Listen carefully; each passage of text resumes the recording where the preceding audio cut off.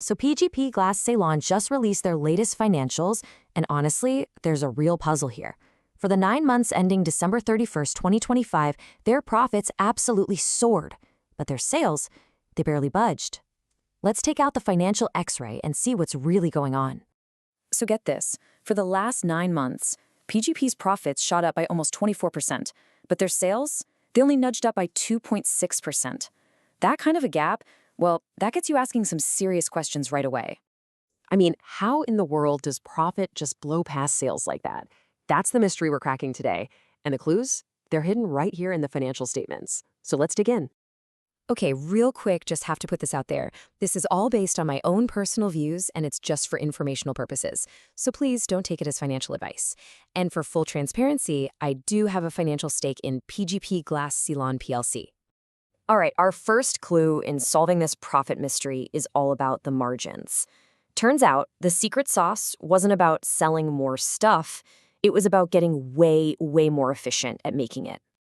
Just look at this jump in their gross profit margin. It went from about 30.5% all the way up to almost 34%. Now, what does that actually mean? It means for every 100 rupees of product they sold, they got to keep nearly 4 extra rupees as gross profit compared to last year. That is a huge win on the operations side. So how'd they pull that off? Well, this is where it gets really impressive. While their revenue ticked up just a bit, their actual cost of making the stuff, the cost of sales, actually went down by over 2%. Think about that. They controlled their costs so well that it completely powered past that slow sales growth. It made every single thing they sold more profitable. Now, profit on paper is one thing, but the real test? Turning that paper profit into cold, hard cash. And this is where PGP's story gets even more compelling.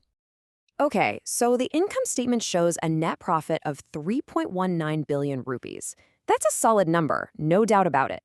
But then you look at the cash flow statement and wow, they actually generated 4.25 billion rupees in cash from their operations. That's more than 1 billion rupees more in cash than they've reported in profit. That's not something you see every day. You know, this right here is the ultimate sign of high-quality earnings. When a company pulls in more cash than its stated profit, you know those earnings are legit. So why the big difference? The answer is in one really important ratio. It's called the cash conversion ratio, or CCR. And PGP's ratio was a stellar 1.33. What that means is for every single rupee of profit they put on the books, they actually generated 1.33 rupees of real cash. That, my friends, is what you want to see. So where did all that extra cash come from? A big part of it was them getting really aggressive about collecting money they were owed. They slashed their receivables, that's the money customers owed them, by almost 25%. And that move alone pumped an extra 861 million rupees in cash right into the business. And when you put all that efficiency and cash generation together, what do you get? You get a balance sheet that looks like a fortress. They're sitting on a mountain of cash, over 4.2 billion rupees. And get this, basically zero debt. I mean, financially, they are in an incredibly secure spot. But that brings up an interesting question, right? Can a company actually be too safe? Is just hoarding all that cash the best use of it? Or could it be put to work to grow the business even faster? But you know, even in a great-looking report like this, there's always something to keep an eye on. And I spotted one data point that's, well, let's call it a potential red flag hiding on the balance sheet. And here it is. Look at this mismatch. Revenue grew by that modest 2.6%, right? But their inventory, the amount of unsold product they have, grew by 12.2%. That's almost 5 times faster than sales. Now, whenever you see inventory piling up that much faster than you're selling stuff, it could be a sign that demand is slowing down. And that's something you definitely have to watch.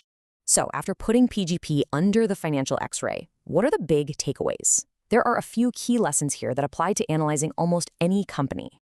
I think there are 3 really powerful lessons here. First, always check the quality of the earnings. Look for that cash conversion ratio to be over 1. It tells you the profits are real. Second, don't be afraid to question a super safe balance sheet. All that cash and no debt is great for safety, but it could be lazy capital that isn't being put to work. And third, keep a close eye on working capital. Seeing receivables drop is fantastic, but when inventory starts climbing while sales are flat, that's a risk you need to monitor. Which really leaves us with this one big question. Is PGP a perfectly tuned efficiency machine, just stocking up for a big wave of future demand? Or is that growing pile of inventory a quiet warning that a demand problem is hiding just beneath the surface? The answer? Well, that's what we'll be watching for in the next quarter's report. Make sure you subscribe so you don't miss how this story plays out.